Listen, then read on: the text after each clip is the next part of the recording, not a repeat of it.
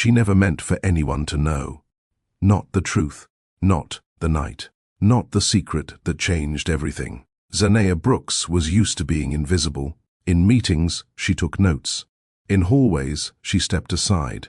In life, she learned early that silence was safer than being seen.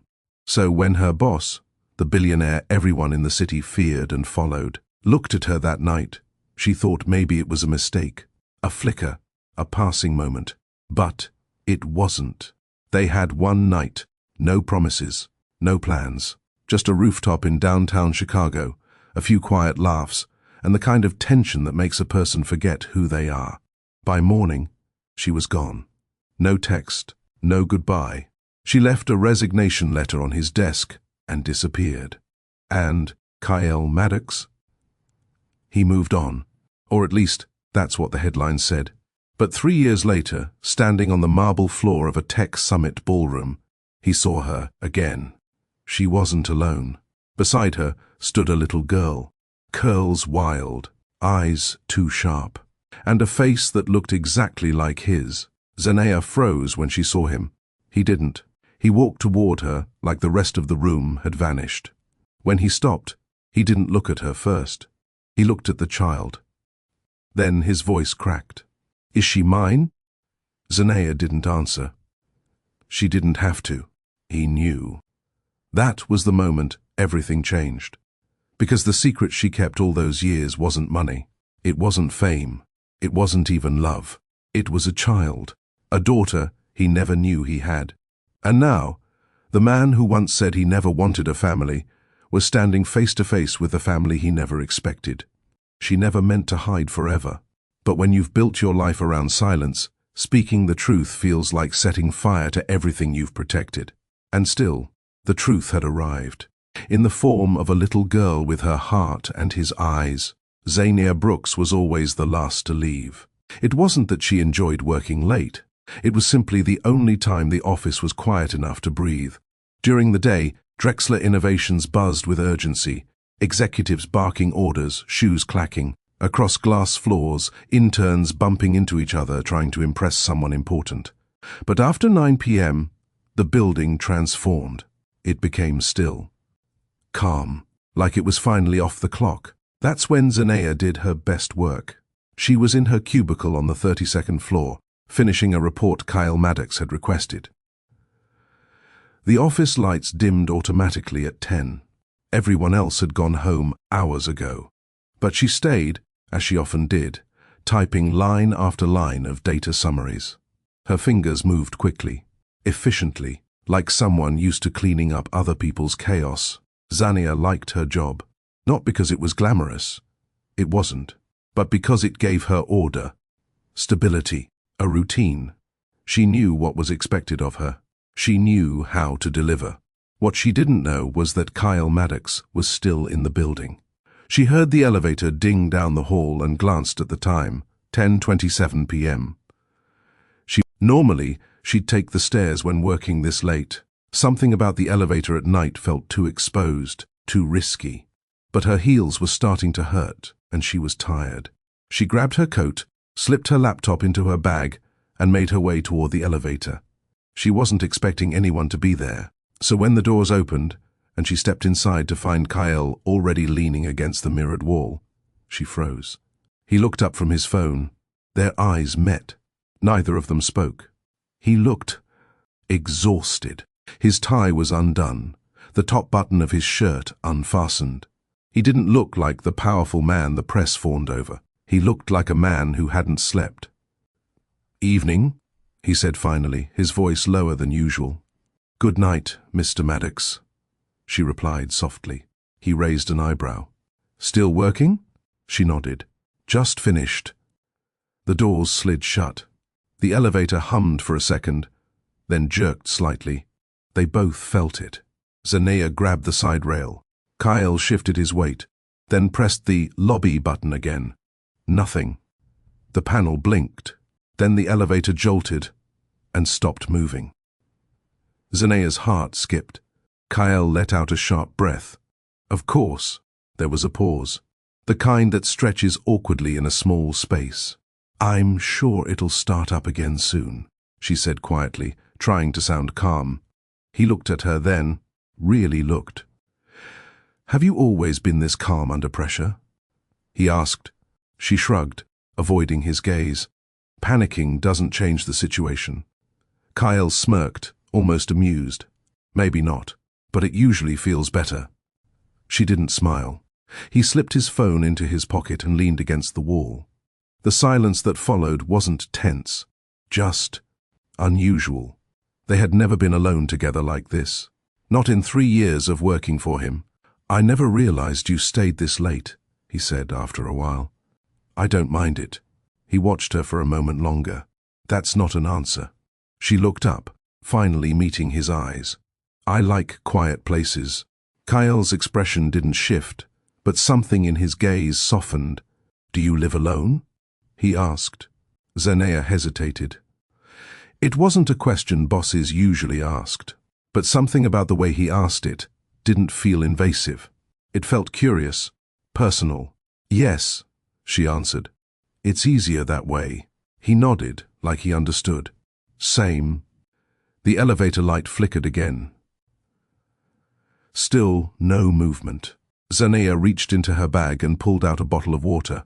Kyle gestured silently, asking if he could have a sip. She handed it over. He took a drink, then wiped the rim with his sleeve and passed it back. "You're quiet," he said. "I've always been—" "Why?" She blinked. "Because people talk too much." His brow lifted, surprised. "I like words that mean something," she continued, "not noise." For a moment, Kyle was silent. Then, "That's rare." She looked away. "I see your reports all the time," he added. "Sharp, precise, no fluff, always early. Thank you. You don't take credit for them either. I get paid. That's credit enough." He smiled faintly. Then he glanced at her right hand. "You always wear that ring," he said. She froze. "It's not a wedding ring," he clarified. "I know that much." She rubbed the edge of it instinctively. "It was my mother's." He didn't speak. "She wore it every day, even when she couldn't afford groceries. Said it reminded her who she used to be before life got hard." Kyle's voice lowered. "What happened to her?" "Life got harder." Another pause. The elevator suddenly shuddered. They both stood still. Then it moved. Slowly. A whirring sound, like the gears were grinding back to life. Kyle checked the panel. "Looks like we're back in business." They didn't speak again until the doors slid open on the ground floor. The lobby was empty. Quiet. Rain tapped against the tall windows. Kyle turned to her. "Want to grab a drink?" Zanea's heart fluttered once. Then again, he didn't look smug. Didn't look like he was playing a game. She surprised herself when she nodded. "Okay." He held the door for her, and for the first time since they'd met, she walked through it before him. The rooftop bar sat above a boutique hotel just 3 blocks from the office. Kyle said little during the ride there, and Zanea didn't push for small talk either. She didn't know what this was. A courtesy? Curiosity? A test? But when the elevator opened onto the terrace and the host greeted him by name, she realized this wasn't his first time here. Still, it didn't feel like a place he brought people from work. The lighting was warm, the music low, the kind of place meant for private conversations and shared silences. They were seated in a corner booth under a black canopy. Raindrops tapped lightly on the edge of it, never quite falling on the table. The city skyline shimmered in the distance, glass towers glowing in silver and gold. Zanea pulled her coat closer and tried to steady her breath. Kyle ordered 2 bourbons without asking what she wanted. Oddly, she didn't mind. She hadn't even realized she needed a drink until the glass was set in front of her. He leaned back, watching her. "You always look like you're thinking 5 things at once," he said. "I usually am," she replied, resting her hands in her lap. "You don't talk much at work." "I'm not paid to talk." Kyle's lips curved slightly. "You always answer like that?" "Only when people ask questions they already know the answer to." He laughed, genuinely. Zanea blinked. It was the first time she'd heard that sound from him. Unfiltered, unguarded, It warmed her, in a way that had nothing to do with the bourbon sliding down her throat. Kyle leaned forward, elbows on the table now. I didn't invite you here for performance reviews. I figured. He held her gaze. You surprised me tonight, he said. You usually avoid elevators when you work late. I've noticed. I was tired. Lucky me. She raised a brow. You don't believe in luck. He tilted his head. True. But I believe in timing. A breeze rolled through. Her hair shifted over her shoulder. Kyle took a slow sip of his drink, eyes never leaving her face. Zanea tried to focus on the city behind him, but it was hard, too hard. He wasn't being flirtatious, not in the way most powerful men were. There was no arrogance in his voice, no expectation in his eyes. Just something else, something searching. You asked earlier why I'm an assistant, she said, surprising even herself. Kyle nodded once. I like the work. I like solving problems before anyone else sees them. I like being invisible. He studied her. You don't strike me as someone who wants to be invisible. I didn't say I wanted to be. I said I like it. Why?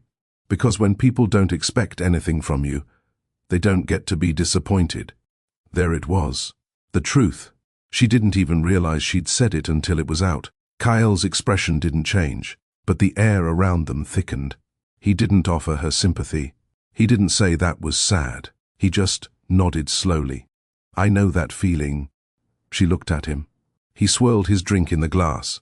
Everyone expects something from me, every hour of the day. A win, a deal, a solution, a show. He glanced out at the city, but it never feels like enough. Zanea said nothing. She didn't need to. They sat in silence for a few moments. It wasn't awkward. It was the kind of silence that felt earned, like two people finally understanding something about each other they hadn't before. When Kyle looked at her again, his gaze had shifted. It was warmer now, more open. Have you ever wanted to just disappear? He asked. She looked down at her drink. Yes. Every day. Why don't you? Because disappearing only feels good until people forget you existed. Another pause. Then he said, quietly, I wouldn't forget. That stopped her. She looked up, sharply. He meant it. And somehow, she believed him. The rain picked up a little.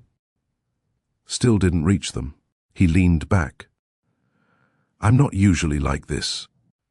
Drinking with your employees on rooftops? Talking like a human being. Zanea allowed a small smile to reach her lips. Kyle watched it appear, then watched it fade. He reached across the table, brushing a loose curl behind her ear. It wasn't calculated. It wasn't rushed. His fingers lingered just a second too long. She didn't move. Neither did he. There were rules, lines, expectations, but none of them mattered in that moment. They were two people, tired of pretending they didn't feel the weight of everything they carried. When he stood up, she followed. When he held the elevator door open for her, she stepped inside. They didn't speak on the way down, but when he glanced over and saw her breathing shift, shallow, uncertain, he reached out. His hand found hers, and she didn't let go. Zanea left before sunrise, not because she regretted it, but because she knew exactly what that night meant. To him, it was a pause in his routine, a break from control, an unexpected breath. To her, it was everything she'd spent years protecting herself from. Connection, intimacy, the illusion that someone like Kyle Maddox could possibly see her without expectations or conditions. She didn't wait for him to wake up. She slipped out quietly, shutting the door behind her as softly as she could. Her heart was steady, but her chest was tight. The streets were empty, slick from light rain. The sky above Chicago was the color of worn steel. She walked several blocks before calling for a car. She didn't look back. By 9 a.m., her resignation letter sat folded neatly on his desk. No explanation, no subject line. Just her name at the bottom, in calm, clean ink. She didn't pack her desk. She didn't give HR a 2-week notice. She'd already cleared out what little she had the night before. The people at Drexler would speculate, of course. Assistants didn't walk out like that, especially not ones with spotless records and glowing evaluations. But no one would say anything to Kyle directly. They never did. Zanea used a prepaid phone to book a one-way ticket to Milwaukee that same afternoon. She had no plan, just enough savings to survive for a few weeks. She'd been careful with her money. She always was. Growing up, she learned early what it meant to live on less than enough. When she arrived in Milwaukee, she rented a room in an aging duplex just outside the city. The landlord didn't ask too many questions. She paid 2 months up front. The quiet of the small neighborhood suited her. No glass towers, no polished marble floors, no sharp, assessing eyes, just chipped paint, birds in the morning, and neighbors who kept to themselves. The first 2 weeks passed in silence. She avoided the news, refused to open her email, ignored every number she didn't recognize. A part of her waited for Kyle's name to show up. Somehow, somewhere. It never did. She wasn't surprised. What could he have said? Thanks for last night? Why did you leave? Come back? None of it would have changed what she knew in her bones. Kyle Maddox was not the kind of man who chased people. He led empires, he crushed negotiations, and he built worlds from spreadsheets and steel. But he did not lose sleep over a woman who'd never even taken a full day off in 3 years. Still, the silence stung, and then the nausea started. At first, she thought it was stress. She had barely eaten. Her sleep came in pieces. But when 2 weeks turned into 3 and the sickness didn't pass, something inside her shifted. She stood in the bathroom of her small apartment, staring down at the plastic stick on the sink. 2 lines. She sat on the edge of the tub and didn't move for 10 full minutes. Her breath didn't come in gasps. Her eyes didn't well with tears.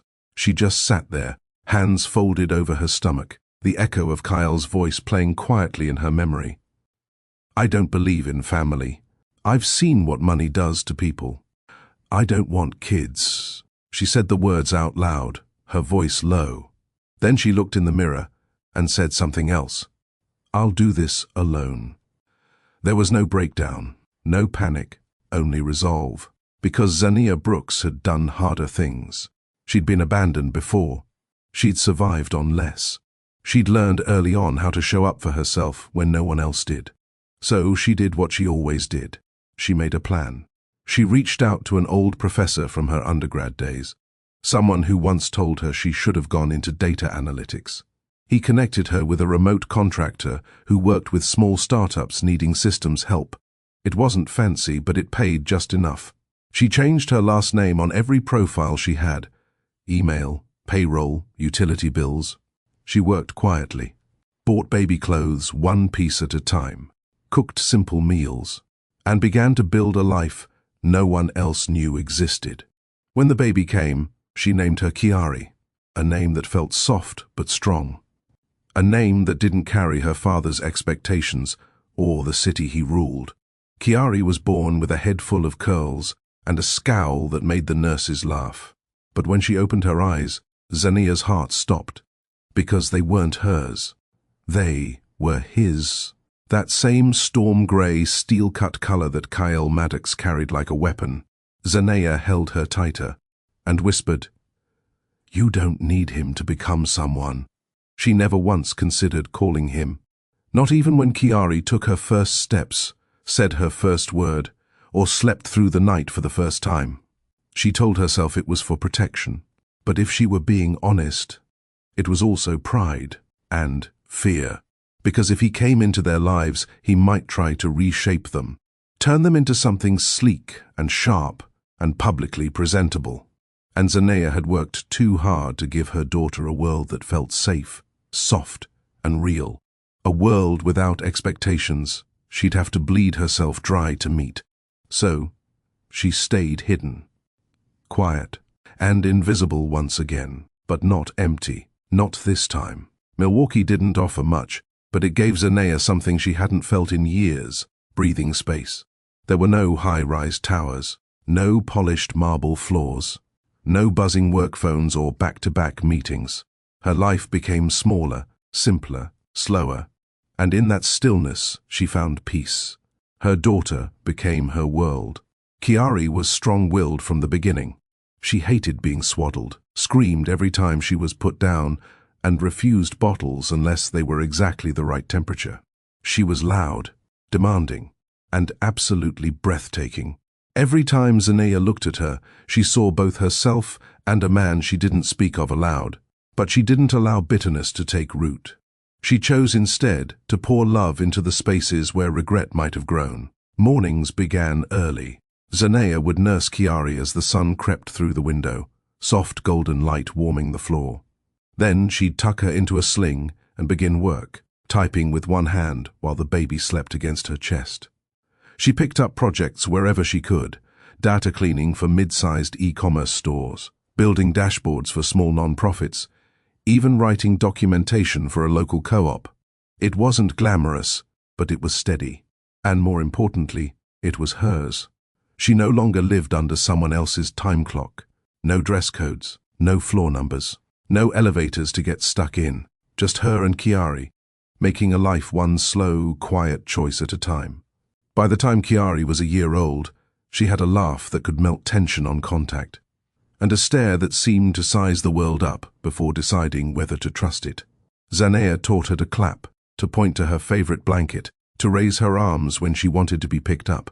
She also taught her patience, safety, joy in little things. Trips to the library became their outings. Walks to the corner store became field trips. On Sundays, Zanea would sit Chiari on the counter while she mixed pancake batter, humming songs from her childhood. They didn't have much, but they never felt lacking. Zanea made sure of that. Still, every now and then, a piece of the past would slip through. A tabloid headline on a grocery store rack. A voice that sounded too much like his in a podcast she forgot to skip. A Drexler Innovations commercial running in the background of a YouTube video. She always changed the channel, looked away, turned down the volume. Kyle Maddox hadn't reached out, hadn't come looking. She assumed he'd moved on, if he even noticed she was gone at all. And truthfully, that was fine. She didn't want to be anyone's momentary regret. She had Chiari. That was more than enough. But raising a child alone wasn't without weight. There were nights when the rent check cleared by pennies. Times when she couldn't afford to replace a broken stroller wheel. Moments when she looked at the empty side of the bed and wondered how different it might feel to have someone helping her fold onesies at midnight or warm bottles after long naps. Yet even on the hardest days, she never doubted the choice she made. Chiari didn't cry for more. She giggled over second-hand toys and wore her thrifted onesies like royalty. She danced to jingles on the radio and squealed every time they passed a dog on the sidewalk. She loved fully, boldly, the way children do when they've never been taught to fear the world. And Zanea guarded that joy with everything she had. By Chiari's second birthday, the duplex walls were filled with drawings, alphabet, magnets, and mismatched furniture Zanea had picked up at local yard sales. It wasn't the life she'd imagined for herself years ago, but it was solid, honest, and full of warmth. She even made a few friends, other single moms from a parenting group at the local rec center.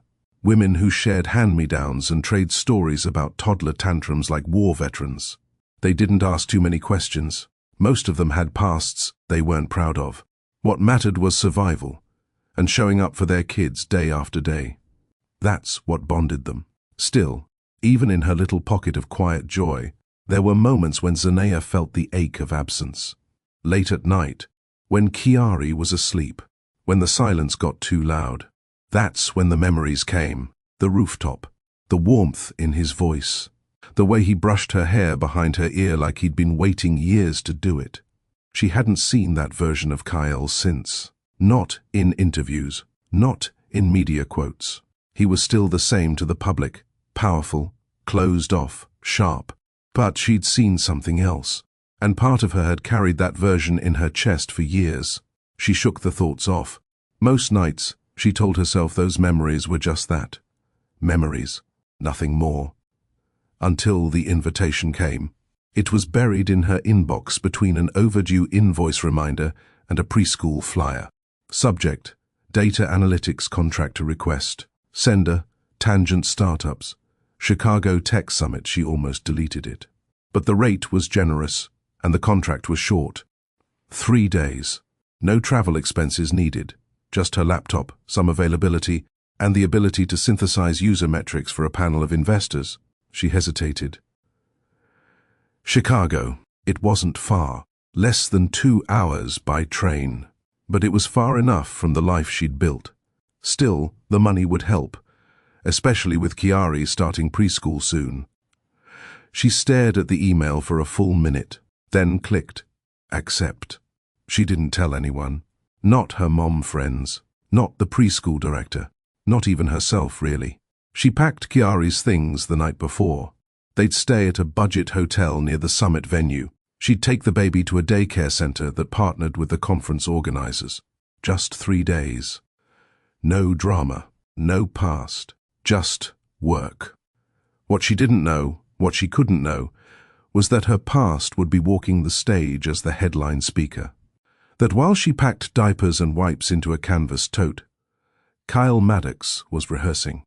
A keynote speech just 6 floors above the room she'd be checking into. That their worlds were about to collide again, not with fire or fury, but with a glance, and a little girl caught in the space between them. If you've been drawn into Xania's quiet strength, if you've ever chosen peace over pain or disappeared to protect something precious, this is your moment to speak. Leave a comment below. Have you ever kept something from someone because it felt safer than the truth?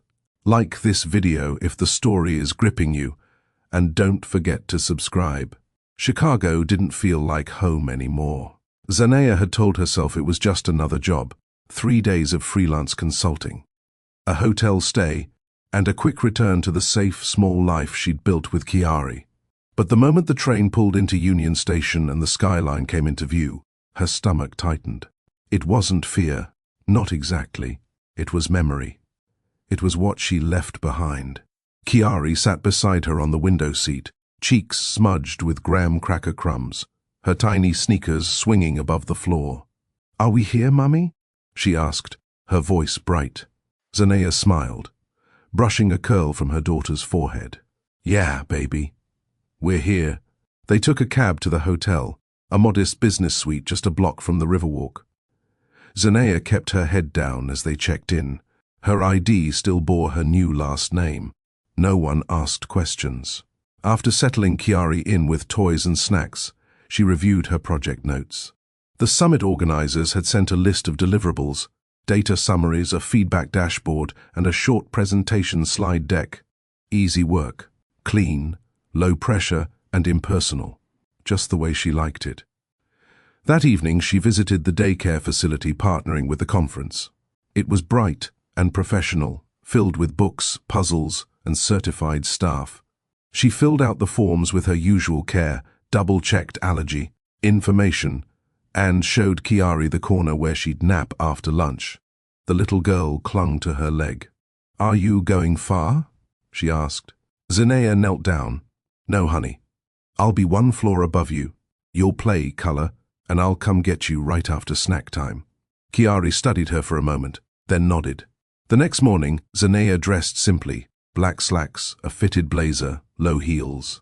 Professional, but forgettable. She left her curls pinned up and wore minimal makeup. She didn't want attention. She just wanted to work. The conference center buzzed with energy. People flashing badges, speakers, adjusting mics, tech assistants racing to fix last-minute audio glitches. Xania slipped through the crowd unnoticed, found her assigned table, and began prepping her slides. For a few hours, it worked. She was invisible again, until her eyes landed on the oversized banner near the stage. Keynote speaker, Kyle Maddox, 11 a.m. or main hall. Everything stopped. She stared at the sign. Her chest tightened. No, this couldn't be. She checked the date, the time, the speaker list. It was real. He was here. at the same summit, in the same building. She hadn't seen his face in years, not in real life. But there it was, printed in clean grayscale across the banner. Same sharp jaw, same unreadable eyes, same presence that pulled everything around him into his orbit. She tried to breathe, tried to tell herself it didn't matter. It had been 3 years. He didn't know she was here. He didn't know about Chiari. And he was unlikely to see her among hundreds of professionals crammed into a corporate auditorium. Still, her hand trembled slightly as she set her laptop down. The stage was 2 levels above. Her session wasn't until later in the afternoon. She could finish her reports, retrieve Chiari early, and leave before the keynote even began. She turned to gather her things, and that's when someone tapped her shoulder. Ms. Fields. Zanea looked up.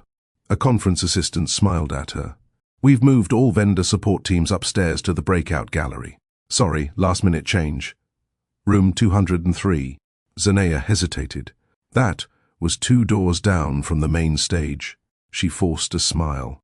Of course. She moved slowly. Each step felt heavier.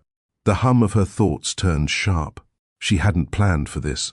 She hadn't prepared for proximity. In the breakout room, she sat up again, fingers working fast, trying to keep her mind focused. She kept the door slightly closed and faced the wall, away from the hallway. Voices drifted past her throughout the hour. Security, photographers, buzz, his name repeated like a rhythm, and then applause. The keynote had begun. She reached for her headphones, turned on soft instrumental music, and buried herself in her dashboard formulas. But 20 minutes later, a question cut through the hallway. Clear, confident, and unmistakable. Kyl's voice. She froze. Even muffled through the door, she recognized its tone, its weight. He was answering questions now. Something about AI ethics and corporate innovation. She couldn't make out the words, only the cadence. And then, "Thank you all for your time," he said. "I'll be around for the next few hours." The room erupted in claps again. Then footsteps, dozens of them. She didn't move. She waited 5 minutes before standing. She needed to get Chiari. She tucked her laptop into her bag, grabbed her badge, and opened the door.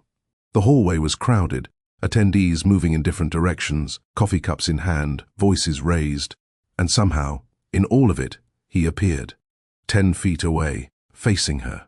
Kyle Maddox. She stopped walking. So did he. For a moment, the noise around them fell away.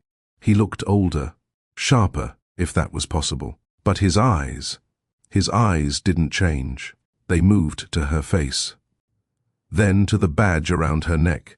Then lower, down to the corridor where Chiari stood with a daycare volunteer. One hand in her mouth, the other clutching a construction paper drawing. Kyle's body stilled, his breath hitched. Then his gaze locked onto the child. She looked back at him, tilting her head in a way that was too familiar. He took 1 step forward, then another. "Zanea?" he said, barely louder than a whisper. Her heart stopped. She didn't answer. She didn't need to. His eyes were on the little girl now. On the way her curls framed her face. On the way her lips pouted with sleepy defiance. On the way her grey eyes, his eyes, blinked up at him, unknowing, unbothered, and impossibly real. His voice broke when he asked the question. "Is she mine?" Zanea didn't speak. She couldn't, but her silence said enough. She reached for Chiari's hand, turned toward the elevator, and walked away. She didn't know if he would follow, but she felt the floor shift beneath her feet. Like the ground knew, nothing would ever be the same. Kyle didn't move at first. He just stood there, surrounded by people yet entirely still, watching Zanea disappear down the hall with a little girl who carried his eyes like a mirror. The moment stretched. Everything around him became white noise. The chatter of attendees, the clicking of heels, the buzz of phones. It all dulled beneath the roaring in his chest. She hadn't changed much. Maybe softer around the edges. Maybe a little more guarded. But The same walk, same quiet presence. And that child, he didn't need a DNA test. He didn't need a timeline. He already knew. His hands clenched at his sides before he finally forced himself to move. Step by step, he pushed past conversations, murmured distracted apologies, and followed the direction she'd gone. Down the elevator. Across the lobby. Outside. She was there, waiting by the sidewalk, clutching Chiari's hand while calling for a car. Kyle stepped into view slowly. Zanea turned the second she felt his presence behind her. Their eyes locked. She didn't look afraid. She didn't look angry. She looked ready. For what?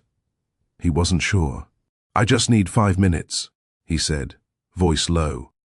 Zanea's jaw tensed. "She's tired." He glanced at Chiari, who was blinking slowly, her cheek pressed against her mother's leg. "I'm not here to cause a scene," he said. I need to understand." Zanea exhaled. Her hand gently stroked Chiari's back. "I'm not going to take her from you," Kyle added, quieter now. "But I think I deserve to know what I missed." That did it. She nodded toward a bench a few feet away. 5 minutes.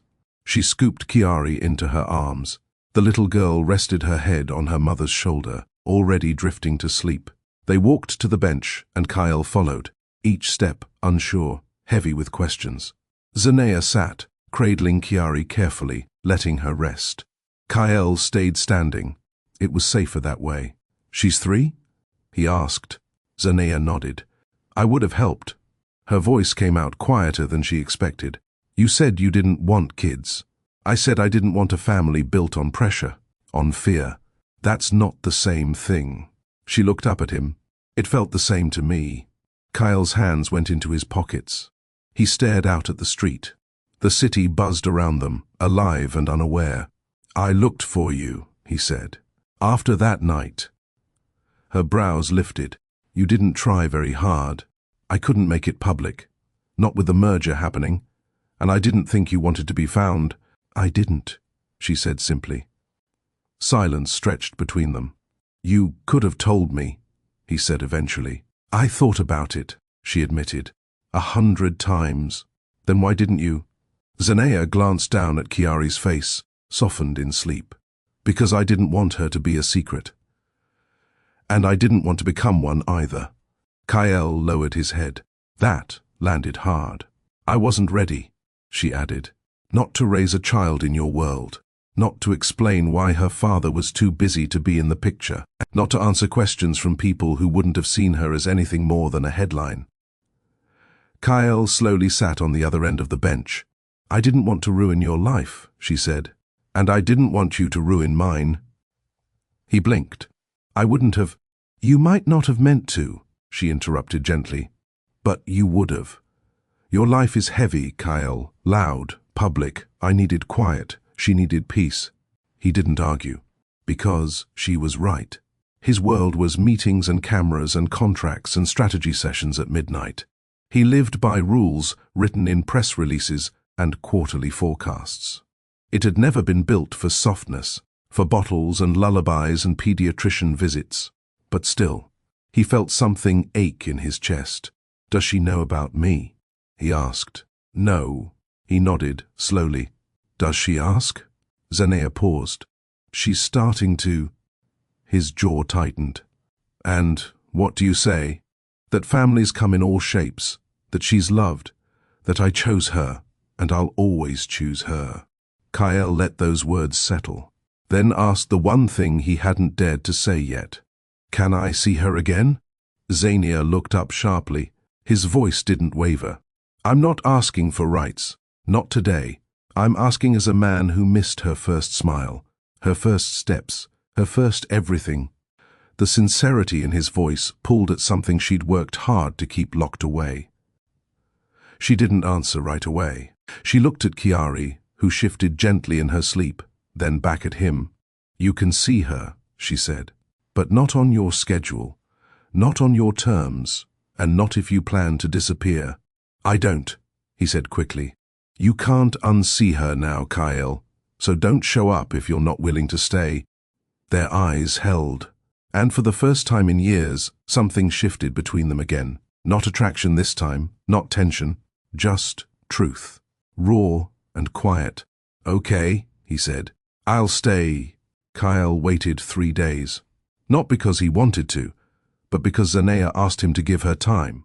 She needed to talk to Chiari, prepare her, think it through. He respected that.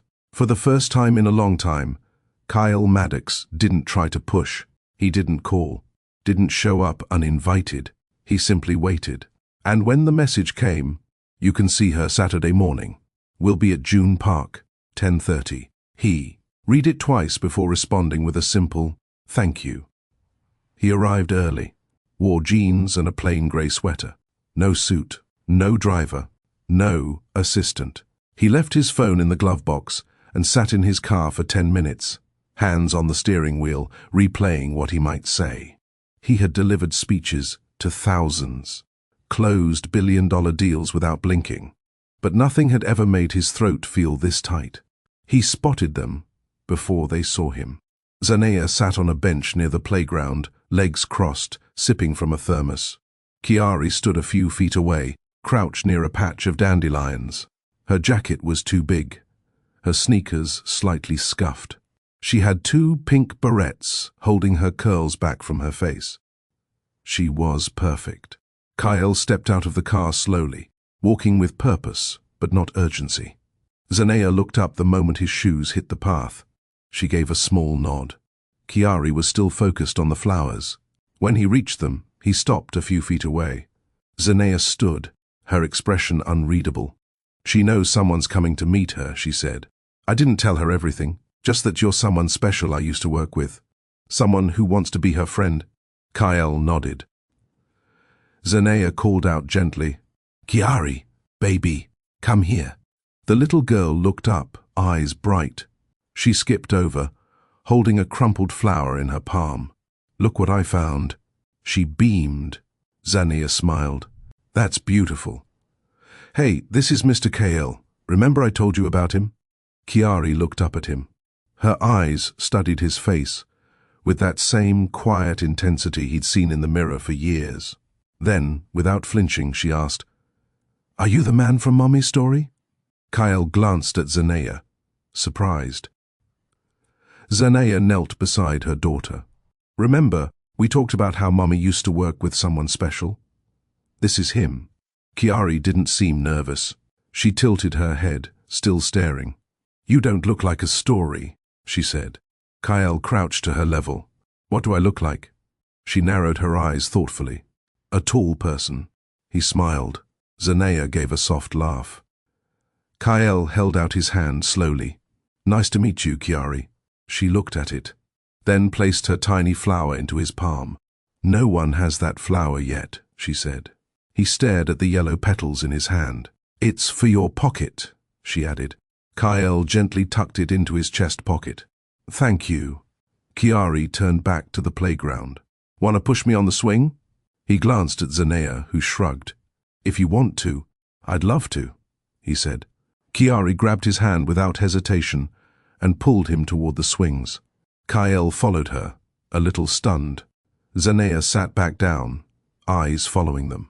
She watched as her daughter handed Kyle strict instructions: not too high, no twisting, count to 10, and he obeyed every one like it was law. Kyle stood behind the swing, hands light on the chains, pushing gently. Chiari giggled with every sway, her laugh echoing over the park's breeze. 3 more. She called out. He counted. 1, 2, 3. When he let the swing slow, she hopped off and ran toward the slide. Kyle walked back to the bench, hands in his pockets. "She's a leader," he said, half smiling. Zanea sipped her drink. "She doesn't like surprises. She's confident. She gets that from herself," she replied quietly.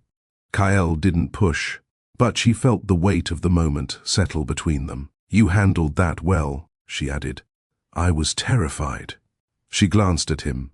He rubbed the back of his neck. "She's everything." Zanea looked away. "I didn't expect her to talk to me like that," he said. "She's curious, but guarded. Like her mother." Zanea didn't argue. They sat in silence for a few beats. Kyle spoke again. I know this isn't just about showing up on weekends. I'm not asking to jump into anything uninvited, but I want to be in her life, however you allow it. She turned to face him fully. You don't get to allow your way into parenting, Kyle. You either commit or you step back. I want to commit, he said. I don't know what that looks like yet, but I'm not going to disappear. She studied him. You're not used to being told no. I'm getting used to it. She blinked, then looked back at Chiari. She's going to have questions, she said. I'll answer them. She'll ask why you weren't around. I'll tell her the truth. That I didn't know. That I missed years I'll never get back. And that I want to earn the rest. His voice didn't shake. Zanea believed him. She hated that part of herself, the one that still trusted him, even after all the silence. She stood slowly.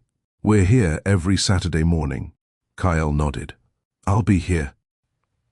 She turned to go, then paused. You can walk us back to the car. He followed without a word. Chiari ran ahead, skipping, singing a tune only she knew. When they reached the curb, she turned and lifted her arms. Up! Kyle hesitated. Zanea raised an eyebrow. She's asking you. Kyle crouched, lifted her gently. She wrapped her arms around his neck like it was second nature. He held her carefully, his arms steady, his heart not so much. Zanea unlocked the car door. He buckled Chiari in without being asked, then stepped back. The sun was higher now, brighter, a little warmer. As the car pulled away, Chiari waved from the back seat. Kyle stood on the curb until they disappeared down the block. Then he looked at the flower in his chest pocket, and for the first time in his life, he felt seen by someone who didn't expect him to be anyone but present. It rained that night, soft, steady drops tapping against the windows of Zanea's apartment as Chiari slept soundly. In the next room, curled up with her stuffed frog and blanket pulled to her chin.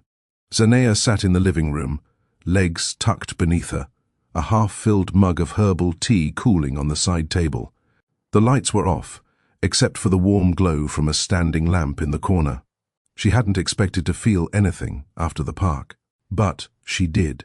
She felt unsettled, not in a threatening way. Kyle had done nothing wrong. He'd shown up, listened, played gently, followed instructions. He hadn't overstepped. And still, something had shifted. Maybe it was the way Chiari had warmed to him so quickly, or how naturally he'd held her, like his arms had always known her weight. Maybe it was the look on his face when he watched her swing, like time was catching up all at once. Whatever it was, it left Zanea wide awake long after Chiari drifted off. When her phone buzzed at 9:43 p.m., she hesitated. Kyle, she's special. Thank you for letting me be there today.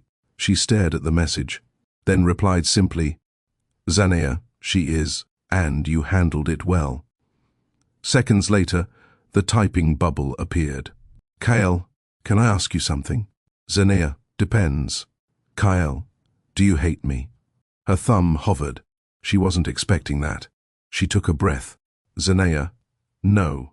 Kyle, I think I hated myself for a while, for not knowing. Zanea, you couldn't have known. Kyle, I could have asked more, paid more attention, looked harder. She didn't argue. Kyle, you said I was loud, that I would have ruined your life. Zanea, I said your world was loud. There's a difference. Kyle, I want to know the difference. Can I call you? Zanea stared at the screen. It had been years since she'd heard his voice over the phone. Years since he was anything more than a ghost woven into memory. But tonight, the rain softened something in her. She called him. He picked up after one ring. Neither of them spoke right away. Then his voice, low and careful. Thank you. For what? For not hanging up. I almost did. He gave a soft laugh. Of course you did. A silence followed. Not uncomfortable, just thick with what hadn't been said. How did you feel? He asked. Seeing me again? Zanea let the quiet stretch. Like I couldn't breathe, she said finally. Like time had collapsed, and I was standing in front of every version of myself I'd tried to bury. He didn't speak for a moment. Then, I deserved that. No, she said. It wasn't about blame, it was about memory. Another pause. Did I really say I didn't want kids? He asked quietly. You said you didn't want a family. That was true then. And now? I don't know what I want, he admitted. But I know who I want to know. Zanea closed her eyes. That little girl isn't a question mark, Kyle, she said. She's a person. She needs consistency. She needs someone who sees her, not just when it's convenient. I see her, then keep showing up. That's all I ask. I will. Another silence followed. Then Kyle asked, And you? What do you need? She opened her mouth, then stopped. No one had asked her that in a long time. What did she need? Stability, quiet, sleep, but also maybe someone who didn't look at her like she was fragile. Or like her life was a string of calculated decisions. Maybe someone who didn't see her motherhood as a roadblock or burden. Maybe. I don't know, she said honestly. I haven't let myself need much in a while. I want to earn space to find out, he said. Zanea leaned back into the couch, listening to the rain. Why me? She asked suddenly. He hesitated. In that elevator, he said, I saw someone who didn't want anything from me. Not my attention, not my money, not my name. Most people don't need $1 billion bank account to be enough. I didn't know that then. And now? He was quiet for a long time, then said, Now I wonder how many good things I missed by being afraid of real ones. She didn't answer. Didn't need to. I'm not perfect, he continued. I'm still learning how to stop performing. Still unlearning what I thought strength looked like. Zanea's voice was softer now. Strength isn't in power, Kyle. It's in presence. She heard his breath shift through the line. I want to try, he said. Not to fix anything, just to be present. For her. For you, if you'll let me.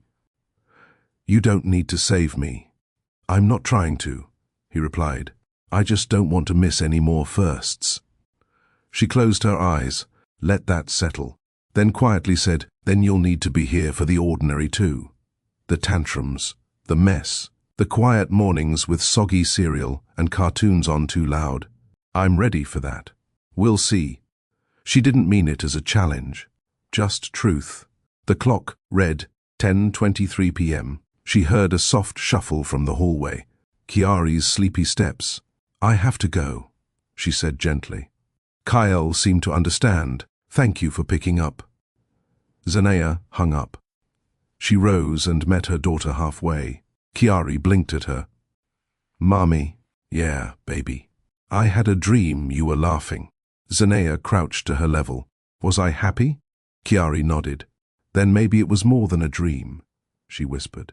She scooped her daughter into her arms, carried her back to bed, and for the first time in a long time, her heart didn't feel like it was holding everything alone. 2 weeks after the park, Zanea stood outside a brick building with arched windows and a small front garden, staring at the apartment key in her palm. It wasn't the kind of place she thought she'd ever live in. Too modern, too quiet, too close to the life she once escaped. But Kyle had offered, not demanded, and more importantly, he hadn't offered his penthouse. That mattered. I found a unit 3 blocks from Chiari's preschool, he had said one afternoon. It's quiet, no press, no connections to me or Drexler. You'd have full control of the lease. I'll cover the rent, but it'll be under your name. She'd said no at first, not out of pride, but caution. She'd built her independence from scraps.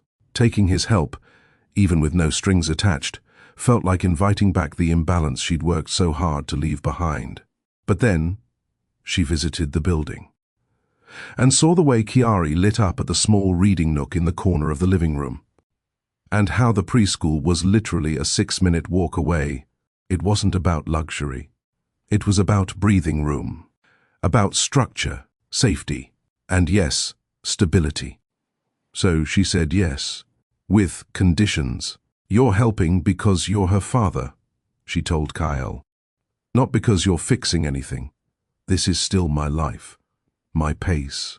He didn't flinch. That's exactly what I want. And for the first time in months, she believed him. The apartment itself was bright and open. 2 bedrooms, hardwood floors, a kitchen with soft grey cabinets, and a large window that let in morning light. Zanea unpacked slowly, 1 box at a time. Kyle didn't hover. He came by the next afternoon, not with questions or suggestions, but with groceries. Bananas, pancake mix, almond milk, crayons. Chiari screamed when she saw the coloring books. "Daddy got this?" she asked, holding it up. Kyle froze at the word. Zanea watched him, unsure how he'd respond. But he crouched down and said, "Only if that's what you want to call me." Chiari nodded once, very seriously. "I do." Kyle smiled. And that was that. No announcement. No grand reveal. Just a small truth accepted between a little girl and the man who missed the first half of her life. That night, after Chiari fell asleep, Kyle stayed a little longer. On the couch, legs crossed, flipping through one of her storybooks. Zanea made tea. They sat quietly in the living room, the soft sound of a dishwasher in the background. "This feels surreal," he said finally. Zanea took a sip. "Which part?" "All of it. Her, you, this apartment. The way she looked at me today, like I've always been here. She gives people her heart until they show her she shouldn't. I don't want to be one of those people." She looked at him over the rim of her mug. "Then don't." Kyle nodded slowly. "I'm not expecting anything from you," she added. "Not a relationship. Not some neatly packaged ending." "I know. But if you stay," she continued, "then be here fully. Messy days, sick days, off days, all of it. I will." A beat passed. "Why did you ask me to move here?" she asked quietly. Kyle looked at her. "Because I wanted Chiari to see me more than twice a month. And because I knew you'd never accept my world. But maybe you'd let me meet you halfway." Zanea leaned back, surprised by his honesty. "I don't want to control your life," he said. "I just want to be allowed inside it." She looked at him for a long moment, then said, "I can live with that." They fell into a rhythm over the next few weeks. Kyle would come by in the evenings twice a week, sometimes to help with dinner, sometimes to read to Chiari, sometimes just to sit on the floor and listen to her describe her day in dramatic toddler language. Zanea kept boundaries clear. She didn't ask him to stay. He never tried to overstep. But little by little, trust began to thread between them again. He saw the way she moved in the mornings, organized, efficient, warm without excess. He noticed how she never complained, even on hard days. And she noticed, too, the way he softened around Chiari, the way he asked questions without judgment, the way he looked at her like he was still seeing her for the first time. One evening, Kyle showed up with takeout and 3 sets of plastic chopsticks. "I forgot how much you used to order Thai after late meetings," he said casually. Zanea blinked. "You remembered that?" "I remember more than you think." They ate on the floor that night, Chiari asleep early from preschool exhaustion, and when Kyle rose to leave, he paused by the door. "You're not afraid of me anymore," he said, more observation than question. "I never was," she replied. "I was afraid of losing myself." He nodded once, the weight of that truth settling in his chest. "You didn't," he said, and left. No kiss, no promise, just respect. And that was more intimate than anything they'd had before. It started with leftovers and too much silence. Zanea had made spaghetti. Simple, familiar. Chiari had eaten 3 bites, then fallen asleep during her 3rd rerun of Bluey. Kyle arrived late, still in work clothes, tie loosened, hair ruffled. From rain, something about him looking more human than polished. "You haven't eaten?" he asked, glancing at the untouched plate she was covering with foil. "I forgot to," she said, drying her hands on a towel. I've been trying to fix the form glitch on that contract for hours. Kyle hung his coat by the door. Want help? She smiled faintly. You're not a developer, Kyle. I meant with the dishes. He moved toward the sink, rolled up his sleeves, and turned on the faucet. She watched him from the doorway. The last time she saw him in a kitchen, it was at a corporate retreat 3 years ago. He'd been standing beside a private chef, holding a wineglass and giving orders about some team dinner. He hadn't looked like this. Quiet, focused, unassuming. Now, he was rinsing plates under warm water and humming something under his breath. She couldn't place the tune, but it was soft, calming. After a moment, she joined him. Side by side, they cleaned up in silence. No tension, no performance. Just the easy rhythm of two people who had grown comfortable in a room that used to be filled with space. Later, when she poured tea for herself, she made him a cup too. They sat at opposite ends of the couch. Chiari's small blanket lay crumpled between them. The soft hum of the refrigerator was the only sound for a while. Kyle spoke first. She fell asleep with her shoes on, he said. She does that when she's too tired to admit it. He smiled, but it faded quickly. I missed a lot. Zanea stared into her mug. You did. I won't miss more. She looked up then, slowly, calmly. You're here now, she said. That matters more to her than anything. And to you? Her eyes didn't flinch. It matters. He looked relieved. Not because she said what he hoped, but because she said something at all. Another silence. Then he said, I think about that night sometimes. She felt her breath catch. The elevator, he added. The rooftop.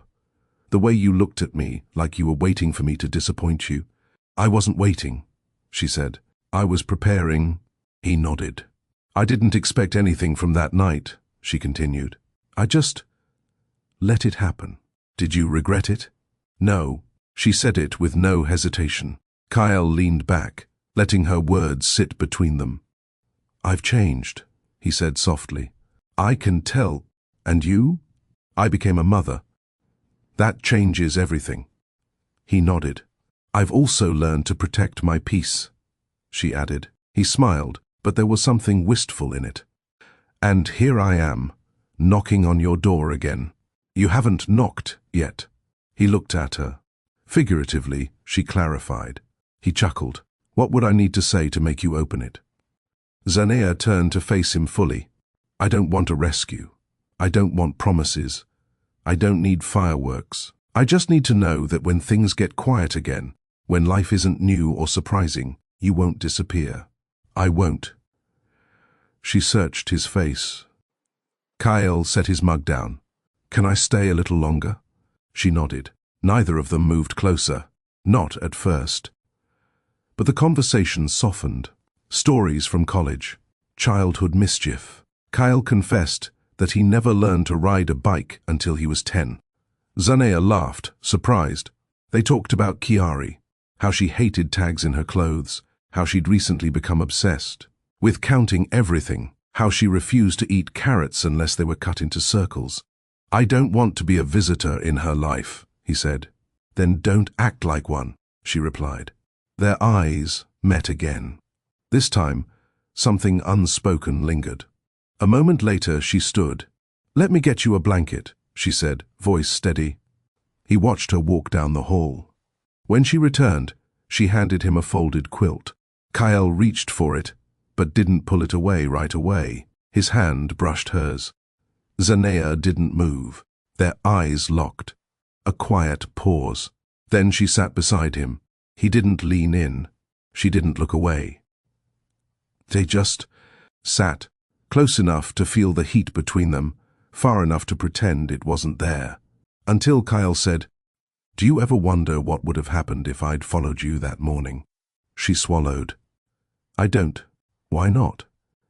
Because then we wouldn't be who we are now. He nodded slowly. And who are we now? Zanea took a long breath. We're people who've made mistakes, who've grown, who are trying again, not as the versions we used to be, but as the people we've become. Kyle studied her, then whispered, I like this version of us. So do I. They didn't kiss. They didn't touch again. But when she handed him a pillow, and he settled onto the couch, and she turned out the light, something unspoken stayed in the room between them. Not romance. Not resolution. Something softer. Hope. Morning crept in quietly. Sunlight filtered through sheer curtains, painting soft lines on the hardwood floor. Chiari stirred first, climbing down from her toddler bed, her curls flattened on one side. Still half asleep, she padded into the living room, dragging her stuffed frog by one leg. She stopped when she saw Kyle on the couch. He was turned slightly, one arm over his head, breathing slow and deep. The blanket she'd seen before bed now rested just under his chin. Chiari tilted her head, then whispered, "Mummy?" Zanea appeared from the hallway in her robe, coffee in hand. "He's sleeping, baby," she said softly. Chiari looked up. "Why?" "Because he stayed over." Chiari thought for a second. "Like a sleepover?" Zanea smiled faintly. "Kind of." The little girl tiptoed to the couch and placed her frog beside Kyle's hand. Then, without warning, she tapped his forehead with her finger. "Wake up." Kyle opened his eyes slowly, blinking into the light. The first thing he saw was Chiari's face, just inches from his. "Hi," she said. "Hi," he replied, voice raspy. "Did I miss breakfast?" She giggled. "We didn't make it yet." Kyle sat up, stretching. "Can we have pancakes?" Chiari asked. He looked toward the kitchen. "Only if I can help." Zanea raised an eyebrow from the corner. "You know how to make pancakes?" "No, but I follow instructions." Well, that morning unfolded without effort. Chiari stood on her stool, pouring too much milk into the batter. Kyle stirred carefully, eyes narrowed as if he were negotiating $1 million deal. Zanea stood back, letting them figure it out. The apartment smelled of cinnamon and syrup. They ate together at the small dining table, Chiari chattering between bites, Kyle listening like he'd never heard anything more important. After breakfast, they built a tower of blocks on the rug, then knocked it down, then built it again. Zanea watched, quiet. Something in her chest shifted. Not fear, not resistance, just the slow, inevitable realization that this was what a beginning looked like. Not declarations, not timelines, just presence. Later that week, Kyle showed up again, this time with a backpack over his shoulder and a folder full of coloring pages. "Surprise for Chiari," he said. Inside were printouts of every animal she loved. Penguins, elephants, foxes. "She's going through a zoo phase," Zanea noted. "I did some research," he said proudly. Chiari squealed when she saw the pages and launched into a full recap of the last book she read at school. Kyle listened to every word, nodding like each sentence mattered. By the third visit that week, Kyle knew her bedtime routine by heart. Brush teeth. 3 songs. 1 story. 2 kisses. Forehead and cheek. No exceptions. He learned that she hated itchy socks, refused apple slices if they touched crackers on the plate, and insisted on announcing every time she went to the bathroom, just in case someone missed it. And he loved all of it. One evening, after Chiari was tucked in, Kyle stayed behind again. He didn't ask. Zanea didn't send him away. They shared tea, talked about their days. She told him about a freelance contract she was considering. He told her about stepping back from the Drexler board for a month. "Just to breathe," he said. It became a pattern, not quite routine, but close. He never brought up the past. She never asked what they were. And yet, something was forming. It wasn't built on seduction or regret. It was built on the way he wiped syrup off Chiari's chin without blinking, the way he folded laundry badly but still tried, the way he asked, "How was your day?" and meant it. One night, as he packed up to leave, Chiari ran up with a crayon drawing. "It's us," she said proudly. "You, me, Mummy."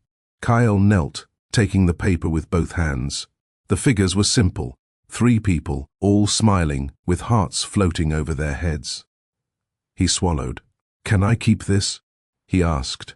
Chiari nodded. "Put it on your wall." He smiled. "I will." That night, he hung it on the wall next to his kitchen table. It was crooked, the tape peeled on one side by morning, but he didn't fix it. He liked the imperfection, because it reminded him of something real, something he was slowly, carefully becoming part of. It started with a knock at the door and a bag of groceries that had clearly been packed by someone who didn't read labels. Zanea opened the door to find Kyle standing there, holding 2 paper bags with a sheepish smile. "I tried to pick up ingredients for dinner," he said. "But I think I confused parsley with cilantro. And I may have bought almond butter instead of peanut butter." She looked at him, then at the bags. "Is that 3 cartons of eggs?" They were on sale. Zanea stepped aside, motioning him in. "I'll be the first to admit," he said, placing the bags on the kitchen counter. "I have never cooked anything that didn't involve a microwave or boiling water. Good thing you brought too many eggs. We'll have room for trial and error." Kyle rolled up his sleeves like a man preparing for battle. "What are we making?" he asked. "Fried rice. Sounds easy enough." "It's not." She handed him a cutting board and a bell pepper. "You get to chop." He stared at it like it had offended him. "I run 3 companies, and you trust me with a knife?" "You're under supervision," she said, grinning. Chiari, sitting at the table with a bowl of grapes, looked up and declared, "Daddy can't cook. Mummy's the chef." Kyle gave a mock gasp. "Traitor," she giggled. While Zanea sautéed vegetables, Kyle told a story about his first week living alone after college, how he'd burned pasta, ruined a coffee maker, and mistook powdered sugar for flour. Zanea laughed, genuinely, fully, for the first time in a long while. Kyle paused when he heard it. "What?" she asked. "Nothing," he said, shaking his head. "Just, you laughed." "I do that sometimes. Not like that." She gave a small shrug, flipping the rice in the pan. Kyle leaned against the counter, watching her. "You used to carry the weight of the world in your shoulders," he said. "No," he replied. "You share it now. A little." That made her go quiet, but not uncomfortable, just thoughtful. After dinner, while Kyle washed the dishes and Chiari practiced somersaults, on the living room carpet, Zanea sat on the couch, legs tucked beneath her. She watched them. It felt surreal and simple at once. Later, when Chiari was asleep, Kyle lingered. Again. The apartment was dim. Rain tapped at the windows. A familiar quiet wrapped around them. Zanea handed him a blanket like she always did, but he didn't take the couch right away. Instead, he sat beside her. Close. Not too close, but close enough. They didn't speak for a while. Then she said, "Today felt normal." Kyle turned toward her slightly. "Good normal or boring normal?" "Safe normal." He let that sit. Then said, "I like that." She looked down at her hands. "I never thought we'd have anything like this," she admitted. "Me neither." She turned her head toward him. Kyle didn't move. He just looked at her, really looked, like he had in that elevator 3 years ago. The moment sat heavy between them. Not rushed, not forced, just waiting. Kyle's voice was barely a whisper. "What are we to you now?" She exhaled, slow. "I don't know yet," she said, "but I'm not afraid to find out anymore." He nodded once, and that was enough. He didn't kiss her, didn't reach for her hand. He simply stayed beside her, shoulder to shoulder, in the quiet safety of something new. Eventually, she stood and handed him the blanket. He smiled. "See you in the morning?" "Only if you're making breakfast. I'll try not to burn the toast." She laughed again, softer this time, but still real. Kyle watched her walk away, and this time he felt it in his chest. Not guilt, not need, but something warmer. Hope, maybe. The slow understanding that sometimes second chances don't arrive with apologies or roses. Sometimes they show up with too many eggs, bad knife skills, and the sound of someone laughing like they haven't in years. If you've ever felt like laughter had left your life, and then one quiet moment brought it back, this chapter was for you. Sometimes healing isn't loud. Sometimes it's soft, shared over dinner, in a messy kitchen, or in the silence between two people learning to trust again. Do you believe second chances can feel this natural? We want to hear your thoughts. Drop a comment below. Share your favorite moment. Tell us, have you ever laughed your way back to someone's heart? And if this story speaks to you, go ahead and tap that like button. Share it with someone who needs it. And don't forget to subscribe so you never miss what comes next. This love? It's just getting started. It was a slow morning in Milwaukee. Rain tapped gently on the kitchen window, and Chiari sat cross-legged on the living room rug, surrounded by crayons and stickers. Kyle was flipping pancakes, poorly, but with a kind of clumsy charm that made Zanea laugh. "Yours look like clouds," she teased, watching the misshapen pile on the plate. "Clouds taste better than circles." "That's science," he replied, sliding one onto Chiari's plastic plate. Zanea sipped her tea, feeling the stillness. These moments were rare. Soft, real. A man who once ruled skyscrapers now wore socks with cartoon bananas, and carried a 3-year-old on his shoulders at the farmer's market. He'd been staying the weekends, then weekdays, then longer. Not officially moved in, but not gone either. They hadn't labeled it, but something was building. Steady, quiet, sure. Until the vibration of Kyle's phone broke it all. He glanced at it once, brow furrowing. Then again, his smile faded. "I need to take this." Zanea nodded, brushing toast crumbs off her robe. She watched him step into the hallway and shut the door behind him. 5 minutes passed, then 10. When he returned, his face was tight. "Everything okay?" she asked. He didn't answer right away, just looked at her like he was already forming damage control in his head. "There's a situation." Her stomach dropped. "What kind?" Kyle exhaled sharply and turned the phone toward her. A headline blazed across a tabloid site. "Drexler CEO's secret family. Mysterious woman and toddler spotted with billionaire in Milwaukee." Below it, grainy photos. One showed Kyle walking with Zanea and Chiari in the park. Another, zoomed in, caught Chiari on his shoulders, laughing. Zanea's chest tightened. "How?" "I don't know," he muttered. "But someone followed us." She stepped back. "Did you tell anyone?" "No. Never. I was careful." She looked at the screen again. The photos weren't flattering. They weren't respectful. They felt invasive, stolen pieces of something sacred. "This wasn't supposed to get out," she whispered. Kyle's voice was low. "I'll handle it." "How?" she asked, already feeling the walls closing in. "I'll call PR. Legal. Get it taken down." Zanea turned away, arms crossed over her chest. "It's already out, Kyle." Chiari looked up from the floor, blinking innocently. "Mummy." Zanea smiled tightly. "Finish your pancakes, baby." Kyle moved toward her once Chiari was distracted again. "Listen to me. We don't have to say anything. We don't owe them a story." "But they just took ours," she said, voice cracking. Kyle paused. "Do you regret this?" The question stunned her. "Not her," she said immediately. "Never her. But being seen like this, without my choice, without warning, that terrifies me." He nodded slowly. "I get it. I don't think you do," she said, backing away. "You're used to cameras. I'm not.